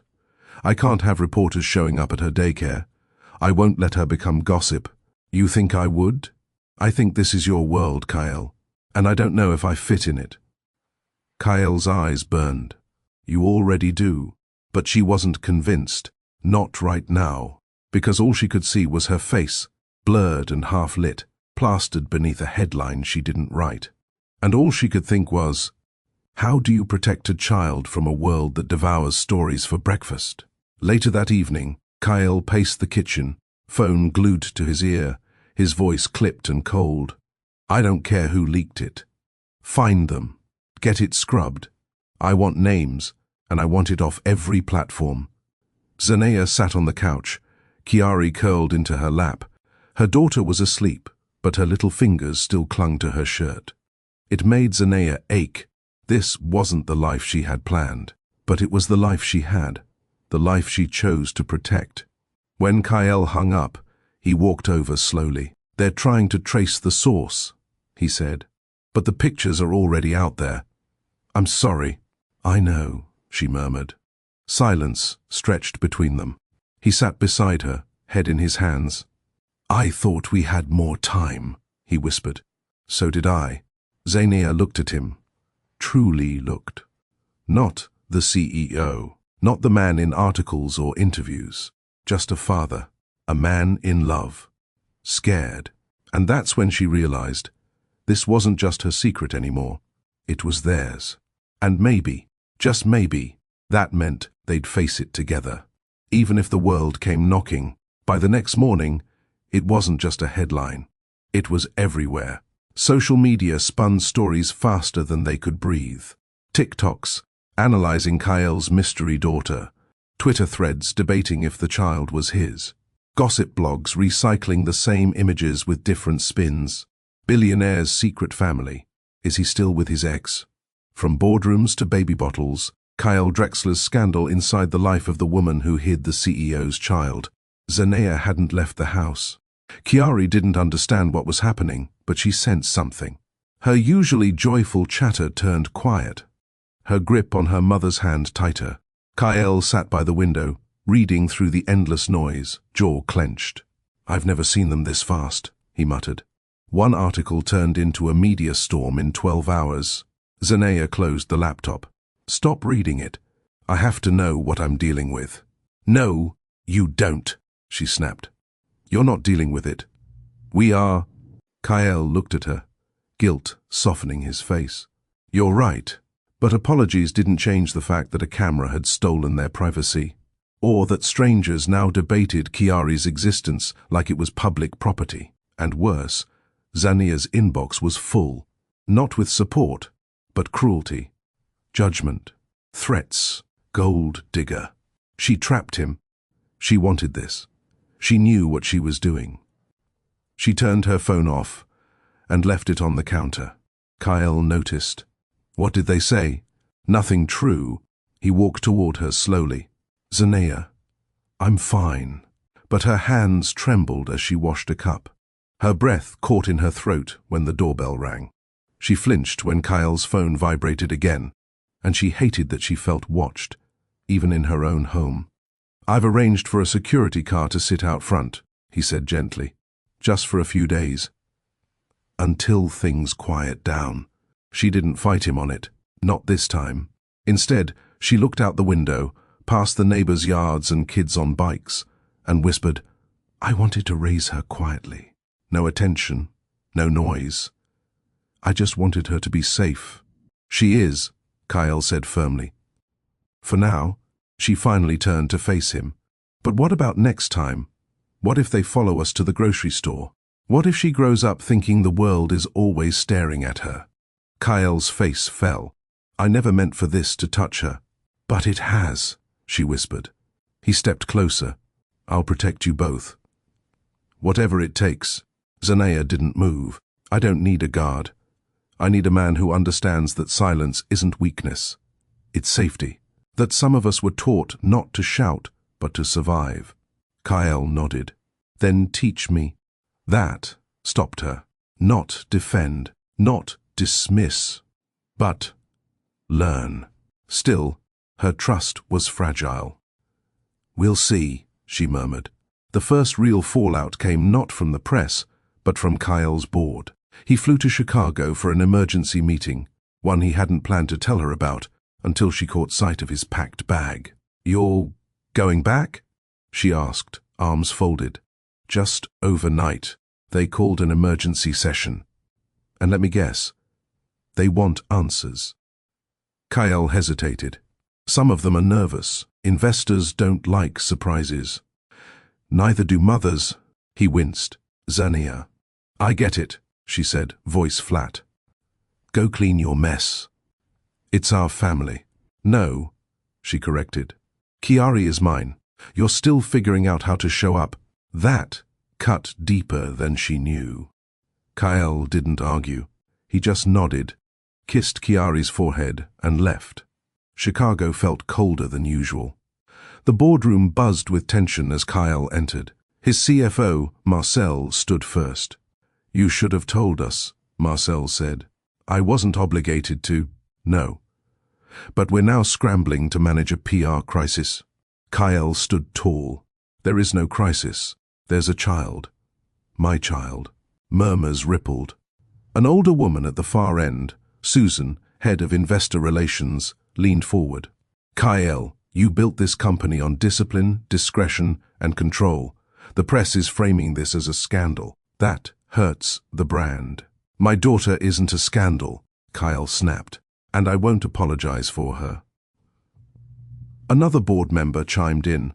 This woman, Zania. Is she coming forward? Are you getting ahead of the story? No. She values her privacy. As do I.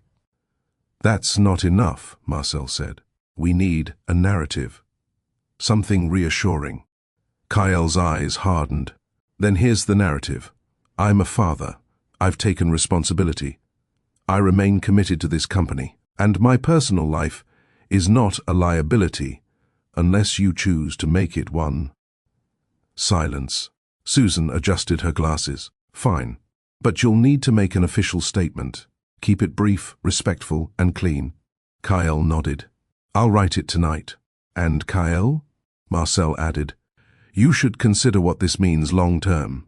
If she's in your life, she's in ours. Be sure. Kyle didn't answer. He was already sure. Back in Milwaukee, Zania watched the press conference from her couch. It was short, professional. The backdrop read, Drexler Innovations. Kyle stood alone, in a charcoal suit, no tie. He looked into the camera and said, I recently became aware of my daughter's existence. Her mother, a private citizen, has shown strength, grace, and dignity throughout this transition. While I value my family's privacy, I want to make clear, I am proud to be a father. My priority is protecting my daughter and supporting her mother, now and always. Zania felt her chest ache. He hadn't said her name. He hadn't used soft words or performative smiles. But somehow, it landed, not just as a statement, but as a line drawn in the sand. One that said, this is mine. You don't get to twist it. Chiari climbed into her lap, holding a toy doll. Mummy, he's on the TV. Yes, she said, pulling her daughter close. He is. Is he coming home? Zania kissed the top of her head.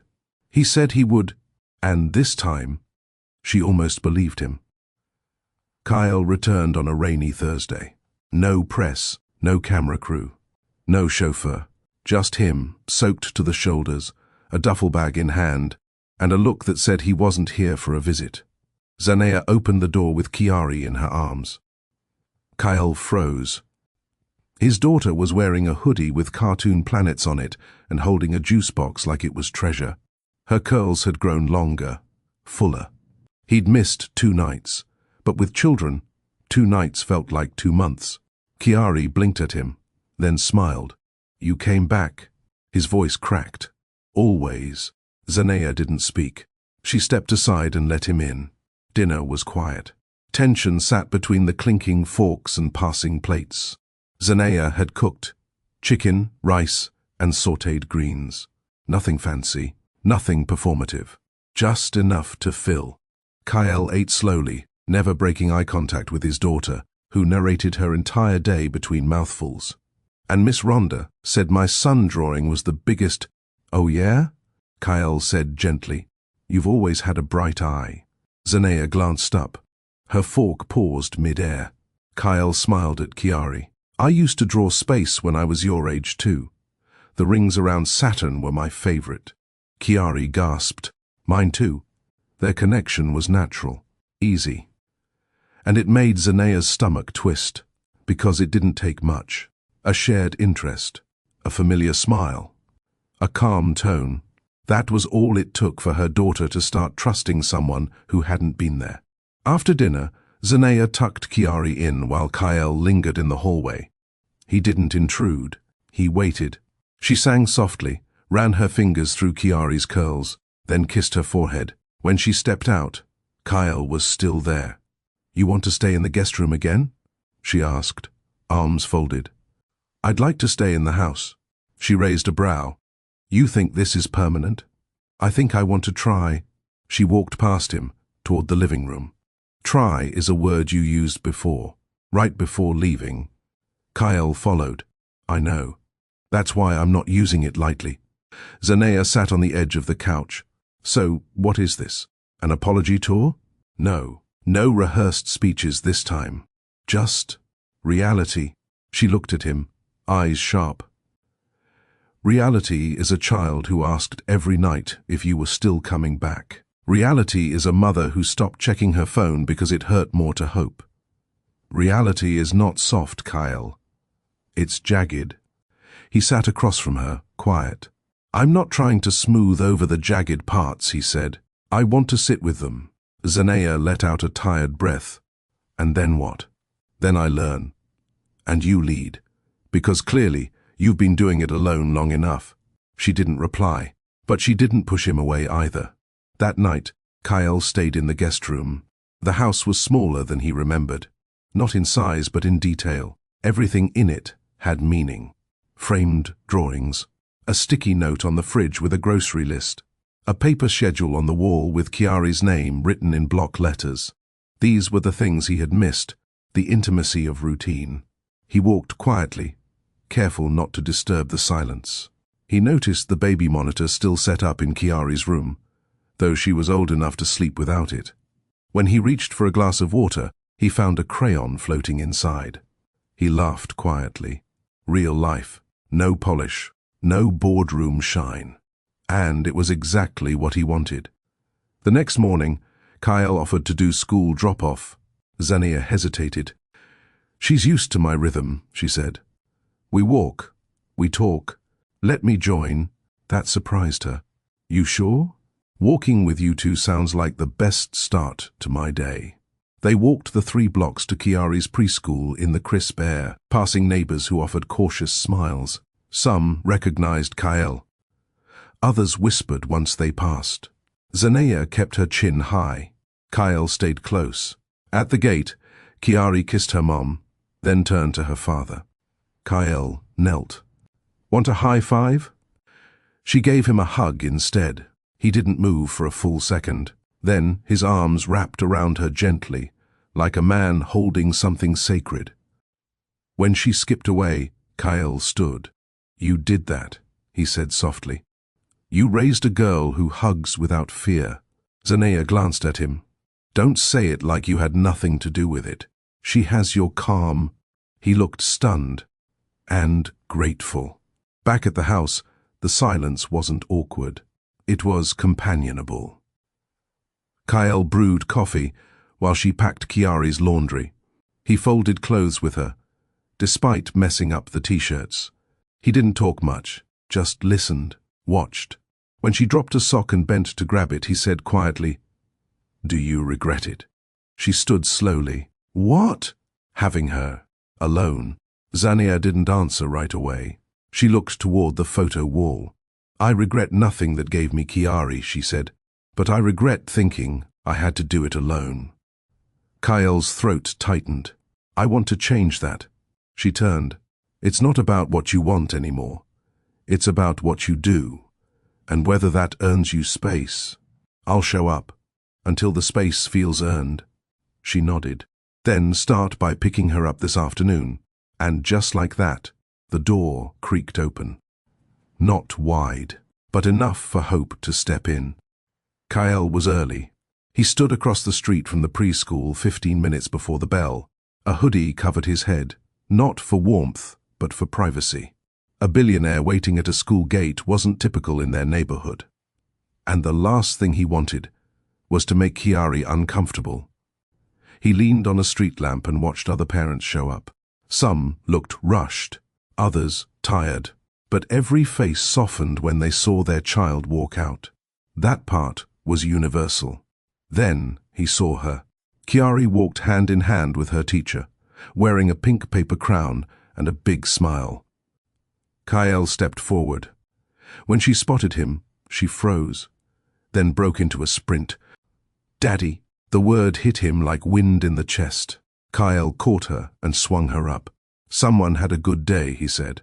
"I got the kindness crown," she said proudly. "Only one kid gets it a day. It's for sharing." Kyle swallowed. "That's my girl." They walked home together. Chiari told stories with animated arms, while Kyle listened, nodding, asking questions. A few neighbors looked on curiously. The CEO who once ruled headlines now holding a preschooler's backpack. When they reached the house, Zanea was on the porch, wiping her hands on a dish towel. "How'd it go?" she asked. "She's an award winner," Kyle said. "Crown and all." Chiari beamed. Zanea raised a brow. "Did you eat the cookie I packed?" Chiari looked sheepish. "I gave half to Layla. She didn't have one." Zanea kissed her forehead. "That's okay, baby. That's love." Later that evening, they watched a movie together. Zanea let Chiari pick, something animated with talking animals and a silly villain. Kyle didn't know half the characters, but he laughed when Chiari laughed. Zanea sat on the other side of the couch, arms crossed, but her shoulders were a little looser now. When Chiari dozed off halfway through, Kyle carried her to bed. Zanea watched him. His movements weren't stiff. He wasn't acting like a guest. He carried their daughter like someone who had done this before. In dreams, maybe, but still with care. When he came back into the living room, she was waiting. "You're settling in." "I don't want to be a visitor," he said. "Not here. Not in her life." She nodded, slowly. "Then don't mess it up." That night, it rained again. Kyle sat at the kitchen island with a cup of tea. Zanea walked in, barefoot, arms wrapped around herself. "Couldn't sleep?" she asked. "Too many thoughts?" "Same." She poured herself a glass of water and leaned against the counter. Silence hung between them. Not cold, just real. "You used to talk in your sleep," she said softly. Kyle chuckled. "Don't tell me I still do. Not anymore. But back then, it was always about business." He smiled faintly. "Figures.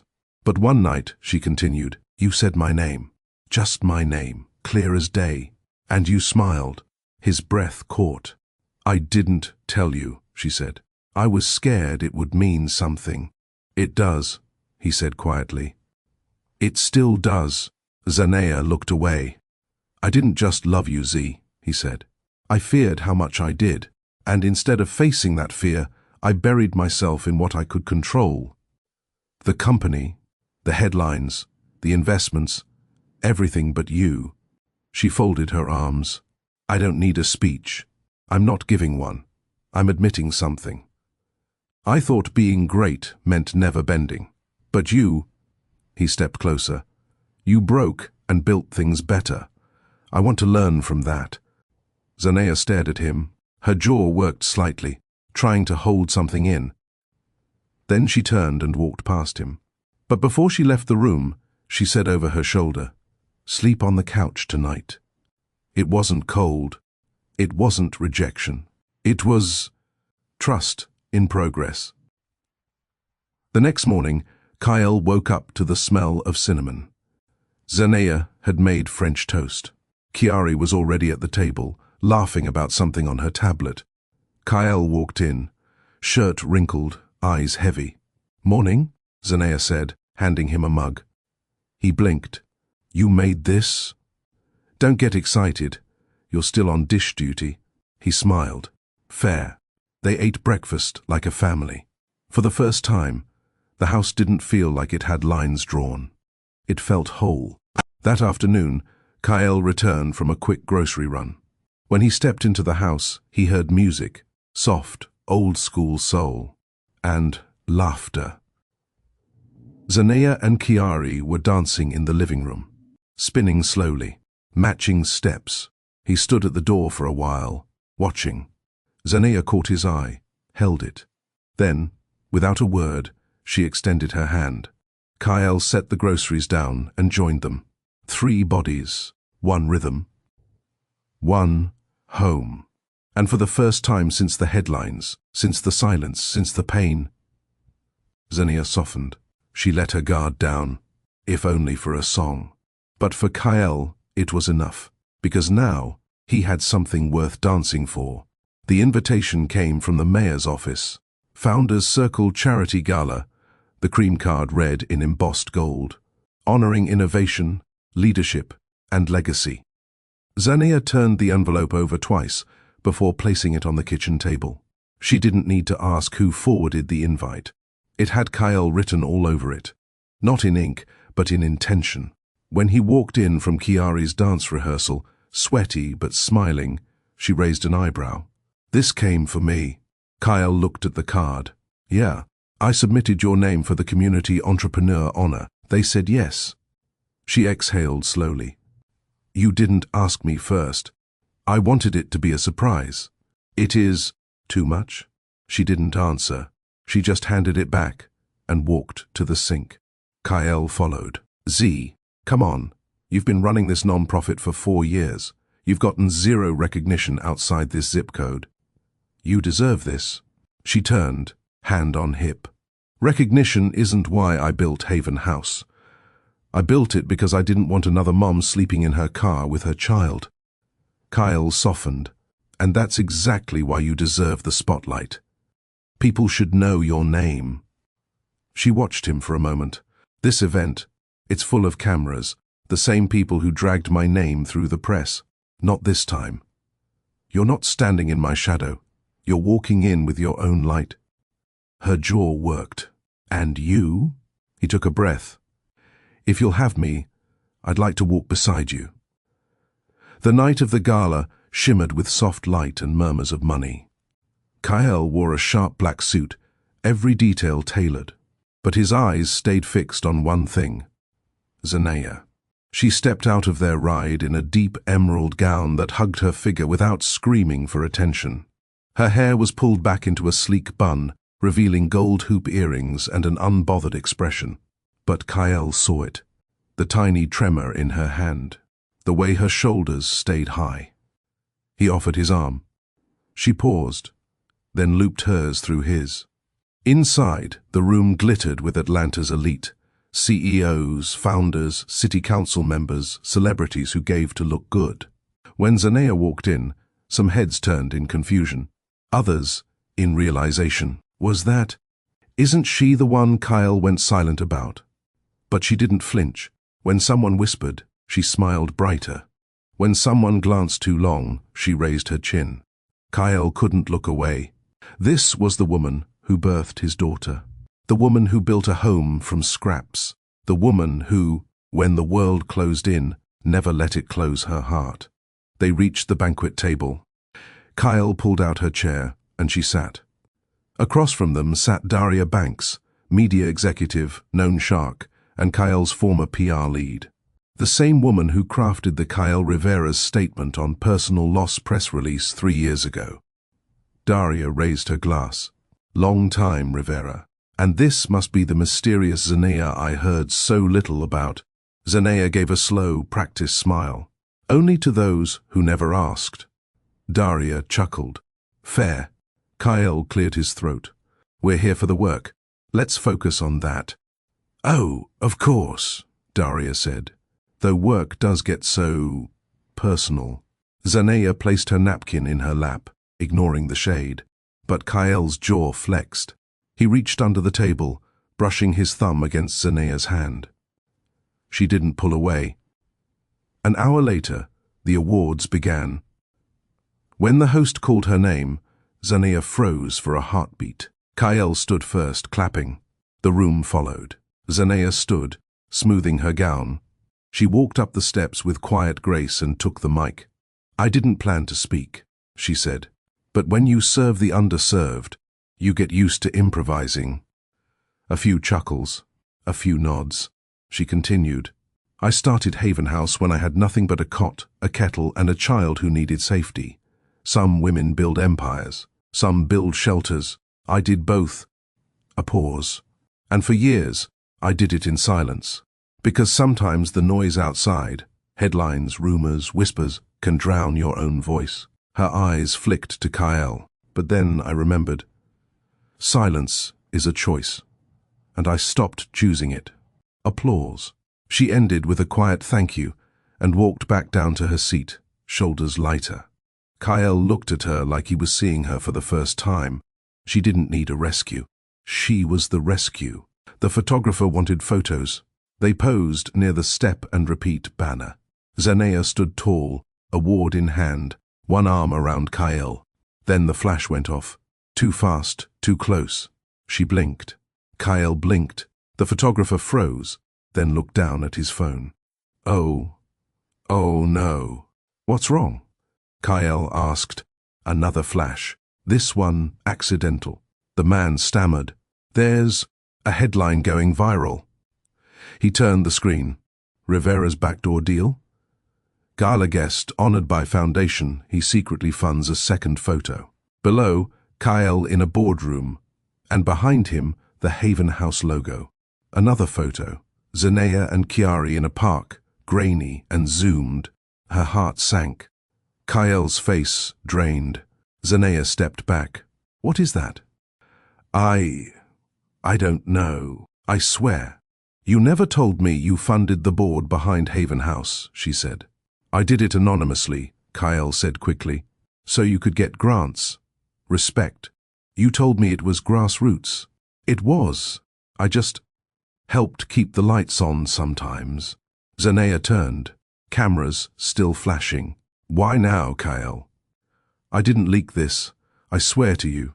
But her walls were already up. Again, and this time, it wasn't the world ruining their peace. It was something he meant as good, but kept hidden. Kyle sat on the park bench just outside Haven House. It was early, barely sunrise, but the city was already humming. Not loud, just enough to remind you it was alive. The same way he now felt, alive, but uncertain. He glanced at his watch, not expecting her yet. But there she was. Zanea walked through the gates with Chiari beside her, the little girl carrying a juice box and her favorite purple hoodie. They didn't see him at first. She bent down to fix Chiari's shoe strap, smiled at something her daughter said. Kyle stood, not to approach, just to acknowledge. Zanea noticed. Her steps slowed. Her eyes held his. No walls this time, just waiting. She nodded once. He took that as his chance. They walked together, not saying much, toward the garden behind the center. It was Chiari's favorite spot, filled with wildflowers and stones painted by the kids. She skipped ahead, singing something from her tablet. Zanea broke the silence first. She likes it here. Says the flowers talk to her. Kyle chuckled softly. She always had a strong imagination. No, Zanea said gently. She just sees what most people miss. They sat on a low stone bench, their knees barely touching. Kyle glanced at her. Thank you, he said. For what? For not dragging my name through the mud. You had every reason. Zanea shrugged. What would have been the point? Wounds don't heal better just because more people see them bleed. Kyle swallowed. She wasn't being poetic. He reached into his coat pocket, pulled out an envelope and handed it to her. What's this? Something overdue. She opened it slowly. Inside was a single page, a notarized agreement relinquishing Kyle's voting rights, board influence, and monetary oversight at Haven House. Everything he once secretly held through shadow donations. Zanea blinked. You didn't have to. I did, he said. You said you'd rather stand than be carried. So I'm stepping aside completely. You don't owe me a story. You don't owe me a seat at your table. She stared at the paper. It wasn't a gift. It was an apology in ink. Kyle turned to her. I'm not asking for us back. I know it's too soon, but I'm here. Not as a billionaire, not as a problem to fix, just as Chiari's father. And someone who finally understands the weight of silence. Zanea looked at him for a long time, then toward their daughter, who was now crouched by a flower bed, trying to teach a caterpillar how to stay on the path. A soft smile tugged at her lips. "I never needed you to be loud, Kyle," she said quietly. "I needed you to be clear." He nodded. "I'm learning." The following weekend, Kyle joined them at a community cleanup event. No press. No cameras. Just gloves and trash bags.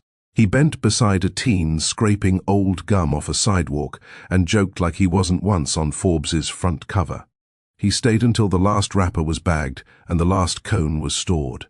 Later, as Chiari napped on a blanket and volunteers packed up, Zanea offered him a bottle of water.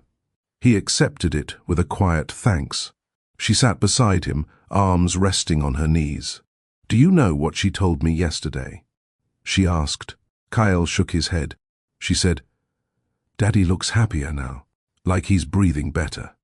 Kyle's throat tightened. He looked at his daughter's sleeping face, then at the woman who gave her everything.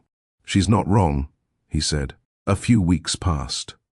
No grand declarations, no forced reunions, just small steps. Kyle started helping with logistics behind the scenes, only when invited. He'd pick up Chiari from school sometimes, always texting first, always asking permission. Zanea didn't rebuild trust out of nostalgia. She rebuilt it out of necessity, for herself, for her daughter, for the life she was shaping on her own terms. Still, the nights grew less heavy. Her smile returned, not because of Kyle, but because of peace, the kind she hadn't known in years. One evening, while Chiari was at a sleepover, Kyle showed up at Haven House with a bag of takeout and 2 forks. Zanea raised a brow. "Peace offering?" He chuckled. "No, just dinner. Thought maybe we could talk, or not talk." She looked at the bag, then at him, then stepped aside. They ate in the back office, side by side on the worn couch, sharing noodles and silence, and the occasional inside joke about their daughter's obsession with glitter. At one point, Zanea turned to him. "You're different," she said. Kyle nodded. "So are you." They didn't kiss, they didn't touch, but they didn't need to. That night, presence was enough. Later that week, at a small donor dinner hosted by Haven House, Maya made a surprise announcement. "We're proud to say Haven House is expanding to a second location, one fully, funded by grants, community support, and 0 private ownership interference." The crowd clapped. Zanea stood beside her, smiling. Kyle watched from the back, his hands in his pockets. He didn't wave, didn't stand. He just watched, proud, grateful. Still, Zanea caught his eye. This time, her smile reached all the way. 6 months later, the city skyline outside Kyle's new penthouse had softened, not in structure, but in meaning.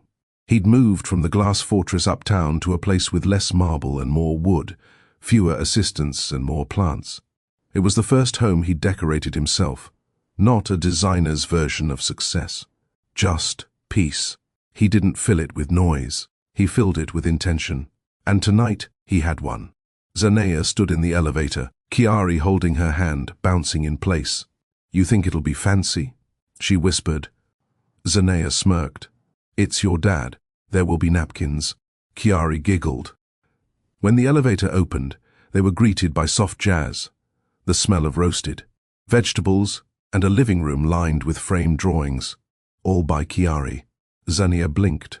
Is that her crayon version of Haven House? Kyle stepped out of the kitchen in jeans and a navy sweater, wiping his hands. "Framed masterpieces," he said. "Limited edition." Chiari squealed and ran into his arms. Zanea stepped in, slowly. No walls, no hesitation, just heart. Dinner was simple. Roasted chicken, salad, and cornbread, the way Zanea's mother used to make it. Kyle didn't try to impress. He listened. He laughed at Chiari's stories about a squirrel at school that stared too hard. He poured juice without spilling.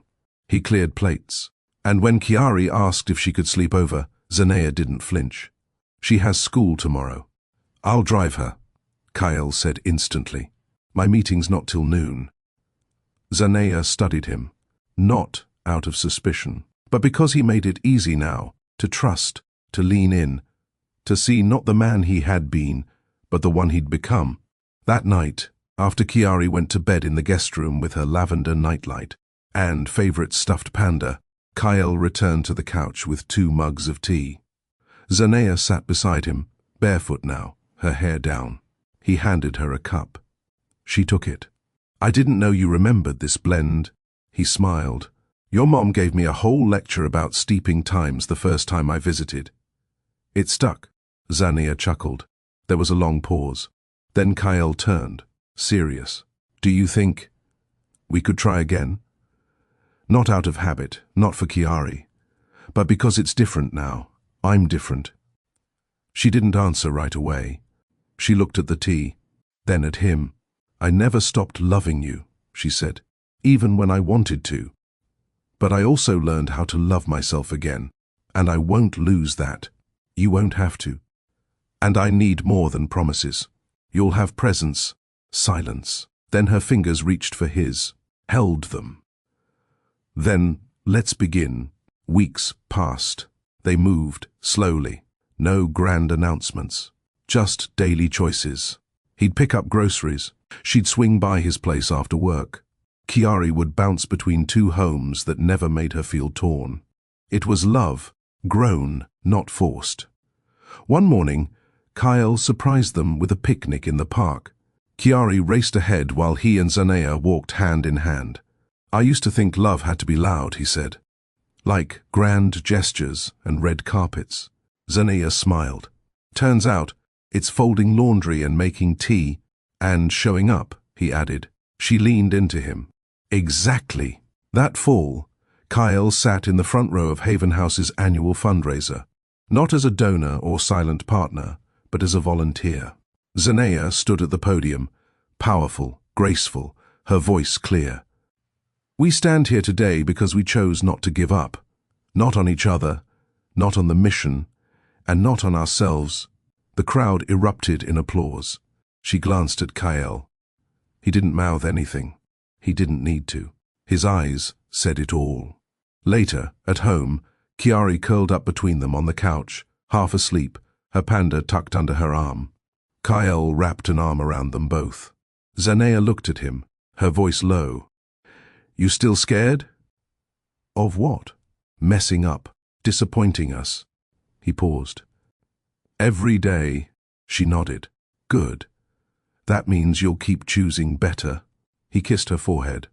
Outside, the city didn't sleep, but inside this home, stillness reigned. Not the kind that hides wounds, the kind that honors healing. Together, by choice, by change, by love. If this story moved you, pause for a moment. Not for us, for yourself. For the strength it takes to walk away from pain. For the courage to return when healing feels possible. For the love that grows not through grand speeches, but through small, consistent action. Did you see a piece of yourself in Zanea's journey? In Kyle's quiet transformation? In Chiari's laughter? Then this channel is for you. We tell stories that reflect your power, your heartbreak, your second chances, and the lessons that shape who you become. So if you're still here, it's not by accident. Like this video, share it with someone who needs hope. Subscribe to join our family and leave a comment, even one word, that says, I'm still standing, because you are, and we see you. Until next time, this is Mr. Charles Stories, where every heartbreak has a purpose, and every ending is a new beginning.